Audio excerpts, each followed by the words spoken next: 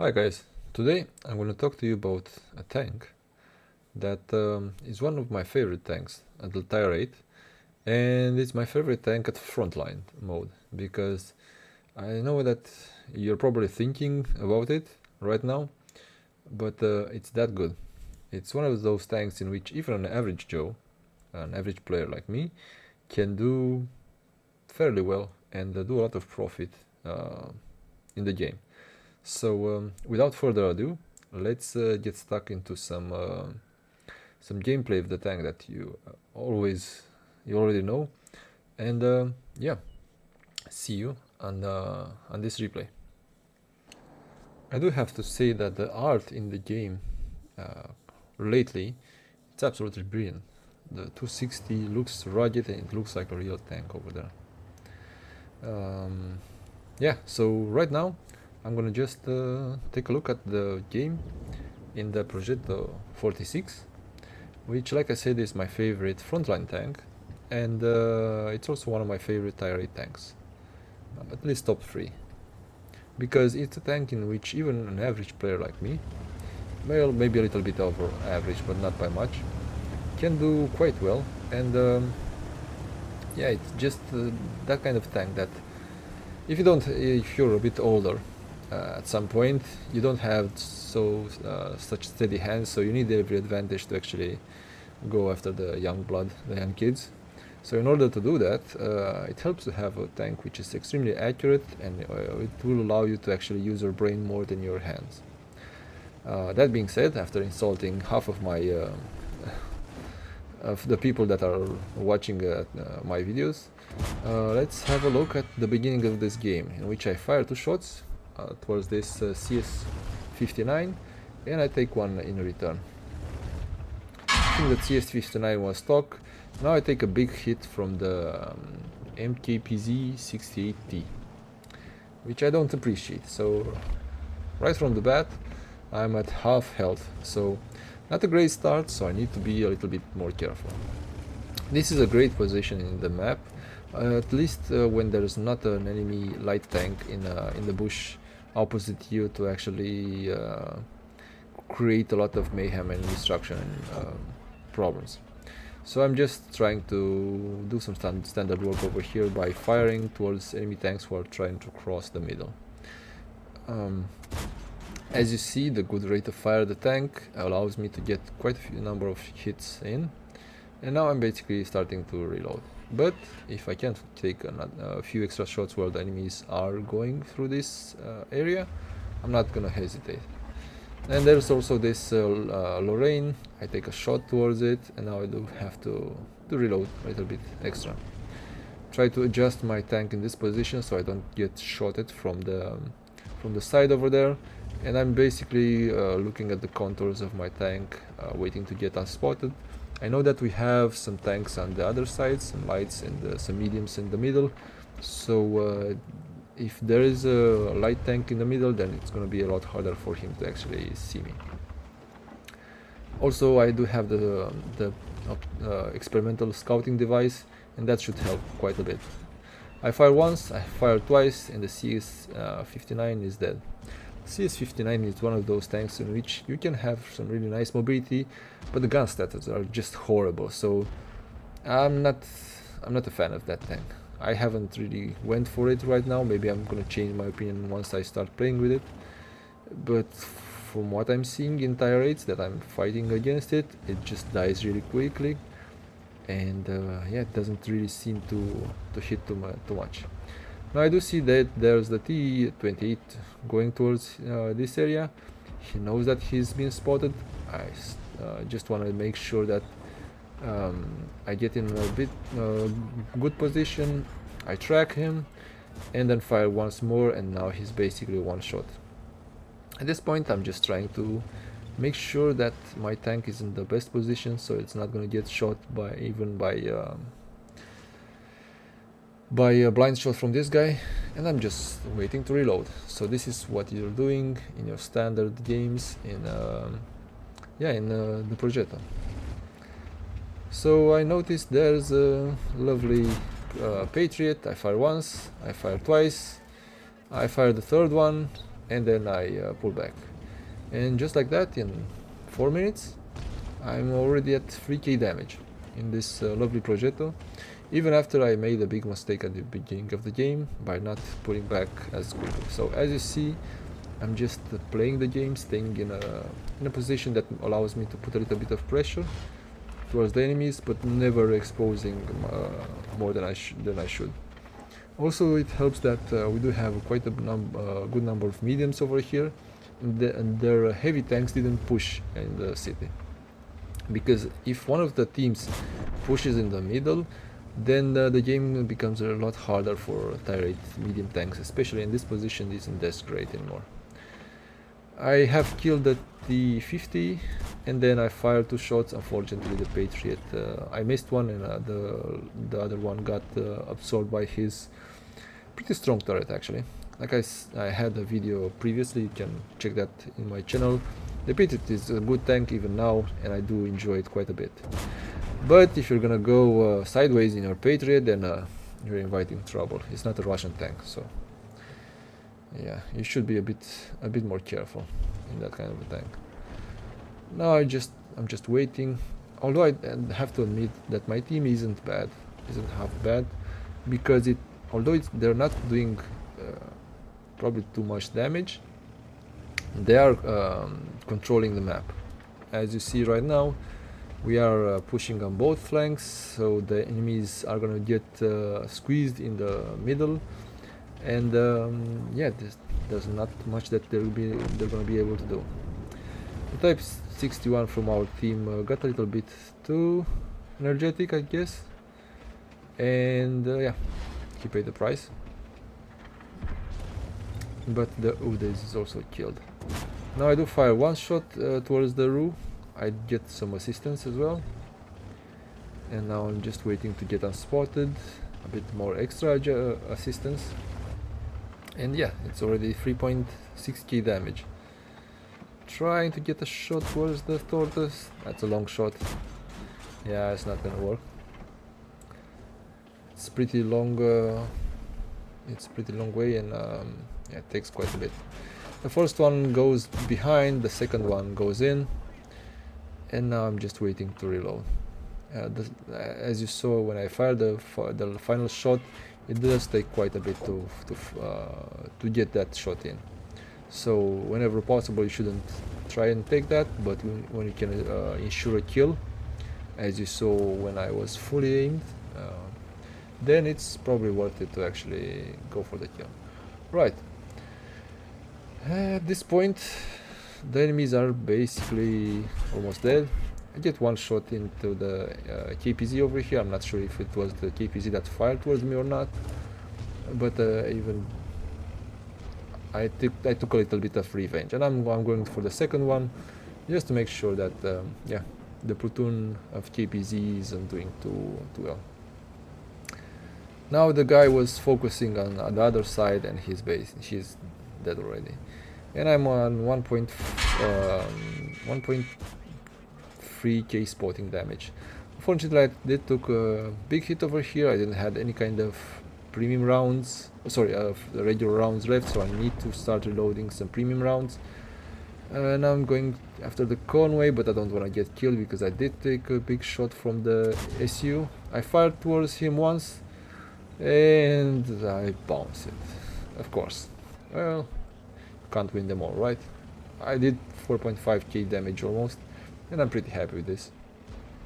So and it's also 1.6k damage, and at this point I'm just trying to see if I can get towards the Conway, and he gets killed right before I get towards his back.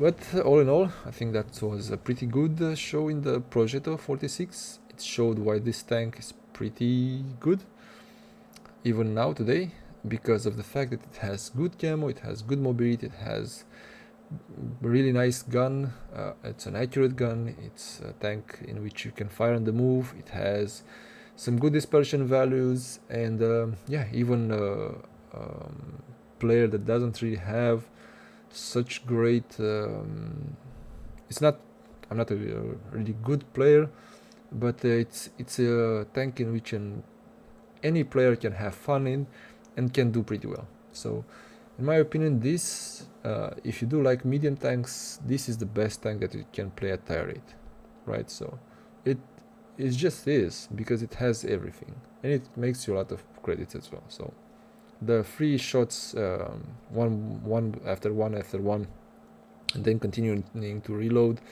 is always going to be good. So you might argue that the Borask is going to have some better results, but those are going to be results in for better players. This is a tank for the masses. So yeah, it's the Progetto 46. Just if you can, go ahead and buy it. And yeah, and let's go for the final results in the game. So as you saw in this game over here, this was a mastery badge with the Progetto 46, in which I did the 4.4k damage. I actually ran out of standard ammo and started using some premium ammo, just a couple of them though. And yeah, I also did a monster result over here with 4.4 damage and 1.6 spotting. So in total 6k damage or 6k combined with this tank, with the Progetto. And also got level, I'm not gonna pronounce this correctly. This is the Levashlayo medal. Hopefully that's decent at least. For destroying 2 enemy tanks or tank destroyers in a medium tank in a battle which are at least 1 tier higher. This was basically 30 shots fired with 24 hits and 20 pens. The ammo was around 16k, but that's just because I had to fire a few premium rounds at the end.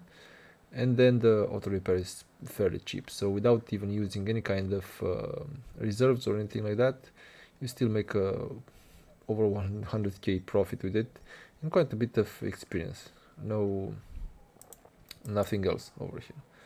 So yeah, it's also a mastery badge. I already had a few mastery badges, and I have to say that I do like quite a bit this tank. As you see, average stats for me, 53% win rate, that's in line with my stats overall. So it's basically what I do. And I also have quite a number of battles in this tank. I have almost 700 battles in the Progetto.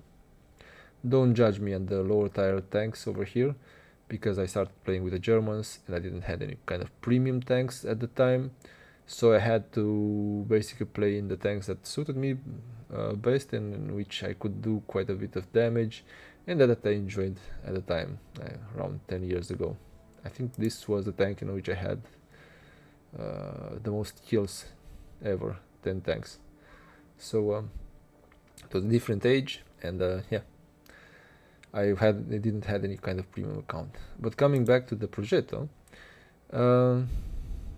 yeah, I had even more damage, almost 5k damage max with it. But this was a fairly good result that I had right now in the tank. So like I said, it's a tank that I do enjoy quite a bit. Let's see what I had today. I played with the Progetto 3 battles. I had 2 wins, 2.7 almost k damage per game, and also an average of 1.5k. I died pretty early in one battle, so yeah, that's what happens. And my most experience was 2.5k, which is quite nice. Right. So let me see, actually, I'm curious. If I go in my service record, in which tank do I have my most experience? On the Tortoise. Okay, fair enough.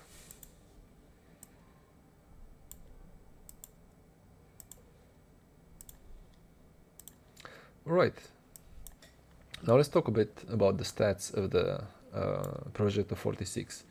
So the Progetto 46 is a tank that never got nerfed, although it had every reason to get nerfed, because it used to have gun rammer, I think, And when the gun rammers disappeared from the autoloaders, the projector kept its stats because it was a premium, it was the first auto-reloading tank, and it basically is the infamous tank that has 4 slots for the equipment instead of 3. The autoloader being basically in the tank by default. And that allowed the tank to actually survive after quite a few years by being still one of the best tanks in frontline and one of the best tire rates overall, at least from the medium side, but even in general, every kind of tank. The tank does have enough pen to actually go through most enemy tanks, at least from the sides, and if you can't really pen them, then you have the accuracy and the dispersion values to actually aim for really good weak points if the tank has. Also, it has some decent average damage per minute, as opposed to most auto-reloaders or autoloaders. It has really good gun depression, it has great gun traverse, it has really nice reload. The only thing that I would say over here is that the last shot takes quite a lot, as you probably all know by now. So don't fire the final shot, fire the 2 of them and then reload if you can. If you can get the kill, then yes, fire the last shot, or if you're in a position that you can't really foresee any kind of damage in the future. So if you can do that, fair enough, go for it. Otherwise, if you know that you're gonna need in a few seconds extra shots, maybe it's better to pull back a little bit and then go again. The tank also does have some good dispersion stats, a decent amount of HP. A lot of newer premium tank mediums only have 1.3k or 1.250k, something like that, hit points, which is not enough in my opinion. You need at least 1.4k damage at the rate to actually take a few shots, because you don't have any armor. Spoiler alert, you don't have any armor. The mobility, it's great. It's a medium tank that moves really good. It has good stats when moving on different fields, and it's very responsive. It's really great. It has great reverse speed. It has good top speed. It has good reverse speed. It's an excellent quintessential medium tank. The camo is adequate. It's pretty good actually. Not the best, but not the worst. And then you can improve your stats. I'm using two slots. Some experimental systems. Basically, the one thing that I would recommend everyone to try and get on this tank is the vents. If you can get the experimental vents, this is gonna make the tank a lot better. And also, the tank is already excellent at firing on the move and everything like that. So if you can improve the verse tabs, I just go for it, because you can't really. There isn't any extra slot of equipment over here that's gonna make your tank really that much better. You might argue you might want to get some improved mobility, or some improved maybe some repair speeds, some increased shell resistance. You can go for that, but in my opinion, just being able to go in a position and always hit your shots, because you will hit your shots. This is one of the best tanks in which you're gonna hit your shots with. So for me, it's a no-brainer. I'm using the vents over here, the verse tab, sorry, and then I'm also sometimes using the stabilizers over here, just to improve this even further. So this allows me to get accurate shots always with this tank. And yeah, I'm also using some spaghetti, because everyone does. I'm only using small kits over here. I usually buy around 400, 500 of them whenever there's a sale, and then keep them for that. Right, my loadout is 40 standard rounds, 12 premium rounds, because you will get in some battles in which a lot of enemy tanks are going to be tier 9 or tier 10 heavies, and you might need to get through their armor. This is 250-ish pen, which is good enough to go through a lot of tier, or most of tier 8s and a lot of tier 9s, even frontally.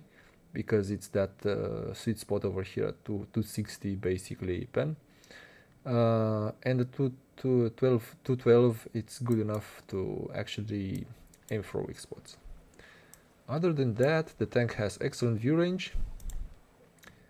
It has 390, and you can improve it a lot. And yeah, I think it's a good tank. It's just a delightful tank to play. What I'm using at the technical characteristics of the tank is improve hull traverse speed, because I do like my tank to be even more responsive than usually. I'm using also the dispersion during movement, in detriment to the aiming circle size, but the aiming circle size is already extremely low, so you can improve firing while moving, because you will be moving a lot in this tank, so why not? Then yeah, I think this is also important if you're using this kit, the top reverse speed, to be able to go behind a hill or just get out of trouble fast. And then this is basically it doesn't matter to me. This just doesn't matter because I'm using the premium equipment, so yeah, you can use whatever over here. If you want scouting, go for scouting. If you want for survivability, then go for survivability. I took scouting because I'm already using a scouting equipment over here, but it doesn't bring me any bonus, right? And in a nutshell, this is the tank. It's an easy tank to hit, it's an easy tank to damage, it's an easy tank to kill, but it's a tank that has the mobility to stay out of trouble, and you should use it like this. And also I want to thank you a lot for watching until the end of this one, and yeah, I hope to see you in the next one. So yeah, thanks and bye now.